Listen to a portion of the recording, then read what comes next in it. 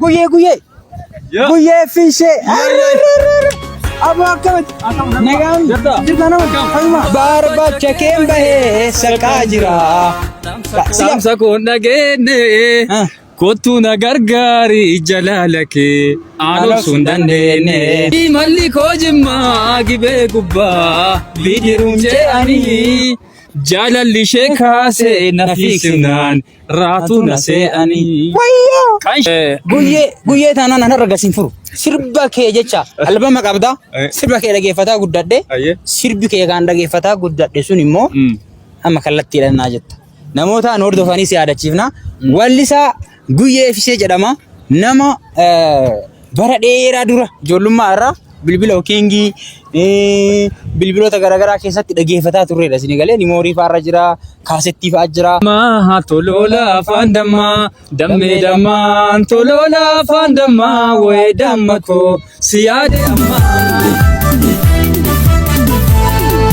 Dammee dammaa toloola afaan dammaa dammee dammaa toloola afaan dammaa wayii damma koo si yaade ammaa.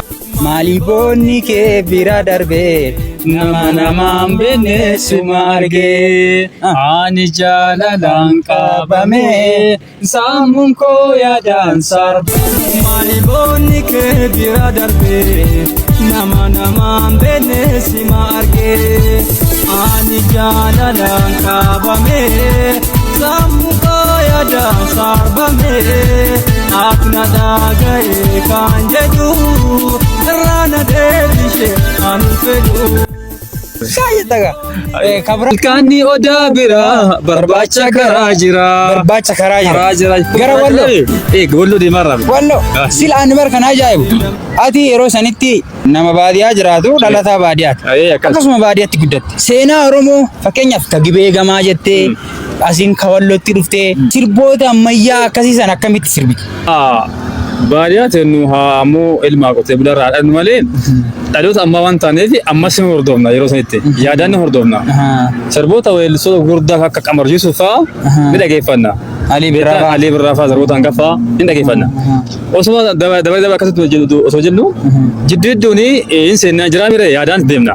Ani baadiyyaa yookaan maal ta'u malee yaadaan fagaadha beeki. Isin dursee fagaadha yeroo sanitti. Maas akkasii dhaloota qarbuu ta'edha bakka. Baadiyyaa waan jiraniif isin nama baadiyyaa qofa musee. Waan maali beektaa? Sila namni baadiyyaa yeroo san jiru. Yoo TV ta'e malee bilbilarraa yookiin immoo waan garaagaraa irraa aartii makan akkamii argataadhaan kan ajaa'ibu kana. Nama jabaadha dhugaa rabbi ammas gara fuulduraatti waan bareedaa hojjetta. Mee ammallee addaan hin kun dhugaa sirba kee baay'eetu hafe. Hordoftoota teennallee ofii keenyallee itti bashannannee walii yaadachiisaa itti bashannannaa waliin deemna. Ayyee sirboonni fakkeenyaa kan jaadhu fi kaatajaatti garaagarummaa ta'uu danda'a. An sirba yeroo jedhisan albaama guutuu si'a tokko albaama amma jedhamu kana sirba 12 si'a tokko godhiifna parasanitti. Kana keessa kan jaadhu sira kan jaatan jira baay'eetu jira. Yoo sa'aatiin nu eeyyamte itti finnaa yoo xiyya shaamaree na eegime albuuda uumaa na eegime shaggee bareedduu kaawayyuu watti isolation I love you. Ingilifallee qabu international. Kaawayyuu watti isolation I love you. Isin baadiyyaa waan jirruufi I love you mutana akkamitti beekaa ture. Sila I love you mutana eessatti baree. Maa ilmi qotee bulaa afaan barsiiseetti manni barnoota baadiyyaa jira. Baadiyyaa jira. Namni baanu baadiyyaa irraa dhufa. Warri amma qabxii guddaa fidee barbaadiyyaa magaalaa Finfinnee keessaa miti. Kana kunoo kana qaba. Dhaloonni duris ammas kabarate yookiin ka dandeettii guddaa qabu baadiyyaa jira karaa gabaabaa. Kanaaf jira. Kanaaf jira. Yaa bareedduun tanaa Oromoo dammatiyaa. Sinyaadunaan jedha taphaa mana kiyyaa. Sosoba dhusfiyya qalbiin sumana keeti. Ani wallaalee kunoo jaalala keeti. Jettee yoomumaa anan jijjiiru. Obsaa dhabuun koo kunoo si mararu. Kanaaf gootuu kan hin fedhu jaalala anaa hiru. Sabboonummaa keetu nama raree. Faayoo sinaa caaltu hin agarree. Nuti waliin boonna gamaa gamaa. Michuu si leellisa hambee lama lama. Waan ajaa'ibaa fakkeenyaaf sirba kee kana bara kudha xiqqaatee bara 20 ta'a waggaa 20. Waggaa 16. 16 waggaa 16 dura dhageeffadhe. Sagaleen ta'e ta durii sun ammallee akkasumatti jirti. Mee guyyeef lafa irrattis miidiyaa irrattis namoonni Gaafii akkamii si dhiyeessame? Namoonni gaafii na dhiyeessu yeroo ani waltajjii gubbaa tokko TikTok keessatti gara miidiyaa gubbaa ol ba'u ammoo dadhabani.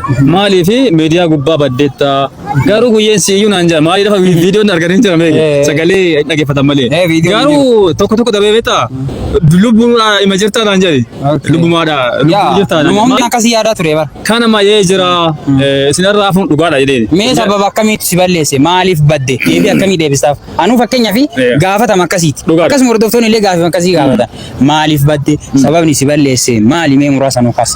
Tole sababni jiru akkuma jette siifis hordoftoota akka ta'utti sababni balleesse yookaan fedha aartii dhabuudhaa miti. Fedha aartii ni qaba. Ammas ni qaba duras ni qaba. Wanti ammoo dhiqoo jiraamire wanni humna hin qabuu fi humni yeroo ammaa kun aartiin barbaadu waliin simanne. Kanaafuu baalaansi aartiin barbaadutti xiqqoo dubanna hambise. Sababni malee saba ispoonsaraa. Sirba haaraa ammatti hojjetaa jirtu qabdaa fakkeenyaaf saampii illee haa ta'u istiidiyoo jiru illee haa ta'u. Qaba saampii tokko istiidiyoo kun jira. Akka albaama tokko guutuu sarkaa qaba. Qopheesseetti muruu hin jira. Amma saampii tokko istiidiyoo keessa jira. Kana dabalatee sirboota fedha kiyyaa akka amma gaafii siifitti dhiyeessuun duutti sirba duraa tokko yoo viidiyoodhaan akka hojjedhutti ummata kiyyaa fi akka itti mul'adhu guyyee ana ta'uu kiyyaa akka itti beeksisutti viidiyoodhaan kilippiidhaan akka yeroo gabaabaa keessatti abdii rabbiitiin hin dhufta hin dhufta jira guyyeen jira jechuu barbaada guyyeen hin jira kana fakkaata nama kana guyyeen sirba sagalee isaa qofa dhagaa turtan kallattiidhaan guyyee fishee jedhama namni sirba isaa hin beekne hin jiru jiraachuus danda'a asumaanuu wallisaa guyyee fishee jedhama guyyeen hin banne nama ammallee fedha aartii guddaa qabuudha namoonni baay'een tarii namni kun lubbuun jiraama jechaa turtanii nama lubbuun jiru ammallee nama aartii fedha qabu guyyeen magaala bareedaa kana dargaggeessaa sagaleen isaa sun akkasitti nu dhageeffataa turre namni sun dulloomuu mala jechaa turre dargaggeessa lafaa dhufa jira qaamaasis cufa jira